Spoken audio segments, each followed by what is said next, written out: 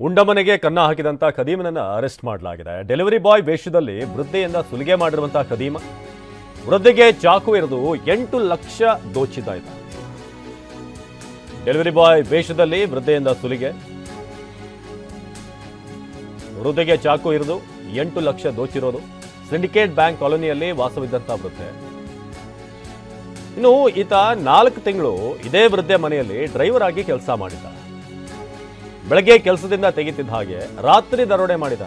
ಇಬ್ಬರು ಸ್ನೇಹಿತರ ಜೊತೆ ಸೇರಿ ಗೊತ್ತಾಗಿತ್ತು ಈತನಿಗೆ ಹೇಗೆ, ಎಲ್ಲಿ ಹೋಗಬೇಕು, ಹೆಂಗೆ ಹಣ ದೋಚೋದು, ಹೇಗೆ, ಎಷ್ಟು ಹಣ ಇದೆ, ಇದೆಲ್ಲವನ್ನು ಕೂಡ ನೀಟಾಗಿ ತಿಳ್ಕೊಂಡಿದ್ದ ಈತ ನಂತರ ಚಾಕು ಇರಿದು 8 ಲಕ್ಷ ಕದ್ದಿದ್ದಾನೆ. ಡೆಲಿವರಿ ಬಾಯ್ ವೇಷದಲ್ಲಿ ಬಂದು ರಾಬರಿ ಮಾಡಿದ್ದ. ಇಬ್ಬರು ಸ್ನೇಹಿತರ ಜೊತೆಗೆ ಮನೆಗೆ ಬಂದಿದ್ದಂಥ ಈತ ಸುದಾದ್ಮೇಲೆ ದರೋಡೆ ವೇಳೆ ಒಂದಷ್ಟು ಪ್ರಹಸನ ಕೂಡ ಆಗಿದೆ. ಅಲ್ಲಿ ಒಂದಷ್ಟು ಸಿನಿಮೀಯ ದೃಶ್ಯಗಳು ಇರೋ ಹಾಗೆ ಆಗಿತ್ತು ಅಲ್ಲಿ. ಯಾಕಂದ್ರೆ ದರೋಡೆ ವೇಳೆ ಸತ್ತಂತೆ ನಾಟಕವಾಡಿ ಬದುಕುಳಿದಿದ್ದಂಥ ವೃದ್ಧೆ, 2 ಬಾರಿ ಕುತ್ತಿಗೆಗೆ ಇರಿದಿದ್ದಂಥ ಚಾಲಕನ ಸಹೋದರ ಗುರು, ಚಾಕುವಿನಿಂದ ಕುಯ್ದಿದ್ದ ಮಡಿವಾಳ ಸಹೋದರ ಗುರು, ಸತ್ತಿದಾರ ನೋಡು ಎಂದು ಗುರುಗೆ ಹೇಳಿದ್ದ ಮಡಿವಾಳ. ಸತ್ತು ಬಿದ್ದಂತೆ ನಾಟಕ ಆಡಿದಂಥ ವೃದ್ಧೆ ಕನಕ ಪುಷ್ಪಮ್ಮ ಅವರು ಸತ್ತ ಹಾಗೆ ನಟನೆ ಮಾಡಿದ್ರು. ಖದೀಮರು ಮನೆಯಿಂದ ಹೊರ ಹೋಗ್ತಿದ್ದ ಹಾಗೆ ಎಚ್ಚರ ಆಗಿ ನಂತರ ರಕ್ತಸಿಕ್ತವಾಗಿ ಹೊರಗೆ ಬಂದಿದ್ದಂಥ ಕನಕ ಪುಷ್ಪಮ್ಮ. 9:30 10 ಗಂಟೆಗೇನೋ ಬಂದ್ರು. ಇದು ಜೊಮ್ಯಾಟೋದವರು ನಾವು ಬಾಕ್ಲು ತೆಗೀರಿ ಅಂದ್ರು. ಅದಕ್ಕೆ ನಾನು ಇಲ್ಲ, ನಾನು ಜೊಮ್ಯಾಟೊ ಆರ್ಡ್ರ್ ಮಾಡಿಲ್ಲ ಅಂದೆ. ನಿಮ್ಮ ಮಗ ಆರ್ಡ್ರ್ ಮಾಡಿದ್ದಾನೆ ತೆಗೀರಿ ಅಂದರು. ನಾನು ತೆಗೆದುಬಿಟ್ಟೆ. ತಕ್ಷಣ ಒಳಗಡೆ ನುಗ್ಗಿಬಿಟ್ಟು ಚಾಕು ತೋರಿಸಿದ್ರು. ಆಮೇಲೆ ನೀವು ಹೆಚ್ಚಿಗೆ ಮಾತಾಡಿದ್ರೆ ಚುಚ್ಚಿಬಿಡ್ತೀವಿ, ಕೀ ಕೊಡಿ ಅಂತಂದರು. ಕೀ ಇಲ್ಲ, ನಮ್ಮ ಮಗನ ಹತ್ರ ಇದೆ ಅಂದೆ. ತಕ್ಷಣ ಸೋಫಾ ಕೆಳಗೆ ಮಲಗಿಸ್ಬಿಟ್ಟು ಬಾಯಿಗೆ ಬಟ್ಟೆ ತುರುಕ್ಬಿಟ್ಟು ಇದು ಮಾಡಿದ್ರು. ಆಗ ಹಿಂದೆ 3 ಜನ ಬಂದರು. ಅವನ ಜೊತೆ ಡ್ರೈವರು ಮ್ಯಾಡಿನೂ ಬಂದ. ಕೀ ಇಲ್ಲ ಅಂದಿದ್ದಕ್ಕೆ ರಾಡಲ್ಲಿ ಹೊಡೆದು ಗಾಡ್ರೇಜ್ ಬೀರು ದುಡ್ಡು ಡಾಕ್ಯುಮೆಂಟ್ಸು ಎಲ್ಲ ತಗೊಂಡು ಹೋದ್ರು. ಆಮೇಲೆ ಹೋಗ್ಬೇಕಾದ್ರೆ ಅವನು ಡ್ರೈವರ್ ಕೇಳಿದೆ ಸತ್ತೋಗಿದ್ದಾರೋ ಬದುಕಿದಾರೋ ಅಂತ. ಅದಕ್ಕೆ ಅವನು ತಿರ್ಗಾ ಇನ್ನೊಂದ್ಸಲಿ ಈ ಕಡೆ ಕುಯ್ದ ಡೀಪಾಗೆ. ಆವಾಗ ತುಂಬ ಬ್ಲಡ್ ಎಲ್ಲ ಫ್ಲೋಟ್ ಆಯಿತು. ನನಗೆ ಸ್ಪ್ರೇ ಎಲ್ಲ ಹೊಡೆದಿದ್ರು. ಬಾಯಿಗೆ ಬಟ್ಟೆ ತುರ್ಕಿ ದಿಂಬಲ್ಲಿ ಅಮಿಕೊಂಬಿಟ್ಟು ಉಸಿರು ಕಟ್ಟಂಗೆ ಮಾಡಿದ್ದ. ಆಮೇಲೆ ನನಗೆ ಜ್ಞಾನ ಅನ್ಕಾನ್ಸಿಯಸ್ ಥರ ಆಯಿತು. ಆಮೇಲೆ ಅವನು ಇಲ್ಲ ಸತ್ತೋಗಿದ್ದಾರೆ ಅಂತ ಹೇಳ್ದ. ಸೊ ಇದು ವೃದ್ಧೆ ತನಗಾದಂಥ ಅನುಭವ ಏನಿದೆ, ಕರಾಳ ಅನುಭವ, ಅದನ್ನು ಹೇಳ್ತಿರುವಂಥ ರೀತಿ. ಕನಕ ಪುಷ್ಪಮ್ಮ ಅಲ್ಲಿ ಸತ್ತ ಹಾಗೆ ನಟನೆ ಮಾಡ್ತಾರೆ, ನಂತರ ಬಿಟ್ಟು ಹೋಗಿರ್ತಾರೆ ಅವರು.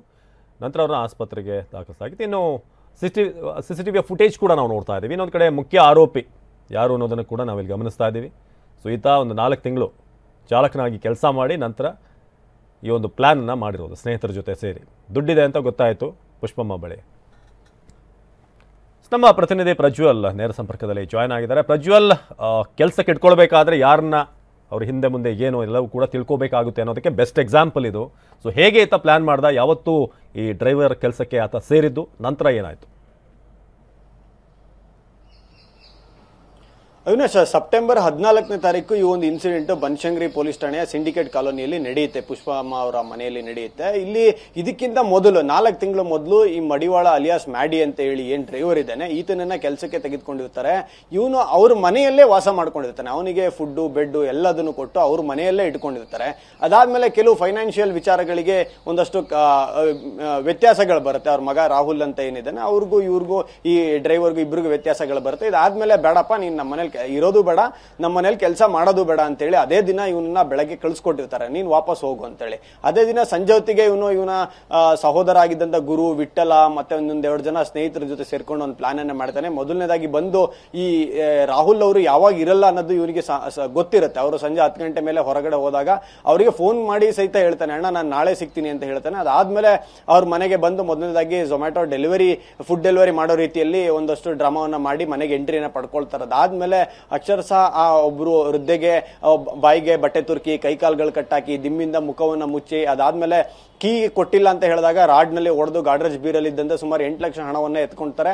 ಅದಾದ್ಮೇಲೆ ಈಕೆ ಕುತ್ತಿಗೆಯನ್ನ ಕುಯ್ತಾರೆ, 2-3 ಸಲ ಸ್ಟ್ಯಾಬಿಂಗ್ ಅನ್ನ ಮಾಡ್ತಾರೆ. ಅದಾದ್ಮೇಲೆ ಸತ್ತೋಗಿದಾರ ನೋಡು, ಬದುಕಿದ್ರೆ ಇನ್ನೊಂದ್ಸಲ ಚುಚ್ಬಿಡು ಅನ್ನೋ ಲೆಕ್ಕಕ್ಕೆ ಸಹಿತ ಹೇಳ್ತಾನೆ ಈ ಮ್ಯಾಡಿ ಅನ್ನೋನು. ಆದ್ರೆ ಇವರು ವೃದ್ಧೆ ಏನ್ ಮಾಡ್ತಾರೆ ಅಂತಂದ್ರೆ, ಹೇಗಿದ್ರು ನನ್ನ ಸಾಯಿಸ್ತಾರೆ ಅಂತ ಅನ್ಕೊಂಡು ಒಂದ್ ಸ್ವಲ್ಪ ಸತ್ತೋದ ರೀತಿಯಲ್ಲಿನೇ ಬಿದೋಗ್ಬಿಡ್ತಾರೆ. ಅದಾದ್ಮೇಲೆ ಅವರು ಸತ್ತೋಗಿದ್ದಾರೆ ಅಂತೇಳಿ ಕನ್ಫರ್ಮ್ ಮಾಡ್ಕೊಂಡು ಇವ್ರು ಹೊರಗಡೆ ಹೋಗ್ತಾರೆ. ಹೊರಗೆ ಹೋಗ್ತಿದ್ದಂಗೆ ಆ ರಕ್ತದ ಮಡುವಿನಲ್ಲೂ ಈ ವೃದ್ಧೆ ಹೊರಗಡೆ ಬಂದು ಕಿರ್ಚಾಡ್ತಾರೆ. ಇವನು ಕಳ್ಳ ಅನ್ನೋ ರೀತಿಯಲ್ಲಿ ಜೋರಾಗಿ ಕಿರ್ಚಾಡ್ತಾರೆ. ಕಿರ್ಚಾಡಿದಾಗ ಒಬ್ಬನ, ಗಣೇಶ ಅನ್ನೋ ಒಬ್ಬ ಆರೋಪಿಯನ್ನ ಸ್ಥಳೀಯರೇ ಹಿಡ್ಕೊಳ್ತಾರೆ. ಉಳಿದಂತೆ ಈ ಬಾಕಿ ಅಂತ ಮಡಿವಾಳ ಆಗ್ಬೋದು, ಗುರು ಆಗ್ಬೋದು, ಇವರೆಲ್ಲರೂ ಸಹಿತ ಅಲ್ಲಿಂದ ಓಡೋಗ್ಬಿಡ್ತಾರೆ, ಎಸ್ಕೇಪ್ ಆಗ್ತಾರೆ. ಅದಾದ್ಮೇಲೆ ಬನಶಂಕರಿ ಪೊಲೀಸ್ ಠಾಣೆಯಲ್ಲಿ ಕೇಸನ್ನ ದಾಖಲೆ ಮಾಡ್ಕೊಳ್ಳಾಗುತ್ತೆ. ಆರೋಪಿ ಯಾರು ಅಂತ ಗೊತ್ತಿದ್ರು ಸಹಿತ ಸಾಕಷ್ಟು ದಿನಗಳ ಕಾಲ ಸಮಯ ತೆಗೆದುಕೊಳ್ಳುತ್ತೆ. ಯಾಕಂದ್ರೆ ಇವನು ಒಂದ್ ಕಡೆ ಇರ್ದಂಗೆ ಬೇರೆ ಬೇರೆ ಊರುಗಳಿಗೆ ಅಲ್ಲಿಂದ ಟ್ರಾವೆಲ್ ಅನ್ನ ಮಾಡ್ಕೊಂಡು, ಹಣ ಇತ್ತಲ್ಲ ಕೈಯಲ್ಲಿ, ಕ್ಯಾಶ್ ಇದ್ದ ಕಾರಣವಾಗಿ ಬೇರೆ ಬೇರೆ ಕಡೆ ಟ್ರಾವೆಲ್ ಅನ್ನ ಮಾಡ್ಕೊಂಡು ತಲೆಮರೆಸ್ಕೊಂಡು ಓಡಾಡ್ತಿರ್ತಾನೆ. ಕೊನೆಗೆ ಈ ಪ್ರಮುಖವಾಗಿ ಮಡಿವಾಳ ಅಲಿಯಾಸ್ ಮ್ಯಾಡಿ ಅನ್ನೋ ಒಬ್ಬ ಡ್ರೈವರ್ ಸೇರಿದಂತೆ 3 ಜನರನ್ನ ಅರೆಸ್ಟ್ ಮಾಡಿದ್ದಾರೆ. ಮೊದಲನೇ ದಿನನೇ ಸಾರ್ವಜನಿಕರ ಒಬ್ಬ ಆರೋಪಿಯನ್ನು ಹಿಡಿದು ಕೊಟ್ಟಿದ್ವು. ಒಟ್ಟಿನಲ್ಲಿ 4 ತಿಂಗಳ ಕಾಲ ಮನೆಯಲ್ಲೇ ಇಟ್ಟುಕೊಂಡು ಅವನಿಗೆ ಊಟ ತಿಂಡಿ, ಅವನಿಗೆ ಬೇಕಾದಂತ ಎಲ್ಲಾ ವ್ಯವಸ್ಥೆಗಳನ್ನ ಮಾಡಿಕೊಟ್ಟಿದ್ರು ಸಹಿತ ಕೊನೆಯ ದಿನದಲ್ಲಿ ಆದಂತ ಒಂದು ಸಣ್ಣ ವ್ಯತ್ಯಾಸದಿಂದ ಕೆಲಸ ಬಿಡು ಅಂತ ಹೇಳಿದ್ಕೆ ಆತ ಈ ರೀತಿ ಆದಂತ ಒಂದು ಕೃತಿ ಎಸಗಿದ್ದಾನೆ ಅನ್ನೋದು ಗೊತ್ತಾಗಿದೆ. ಅವಿನಾಶ್, ಧನ್ಯವಾದ ಪ್ರಜ್ವಲ್.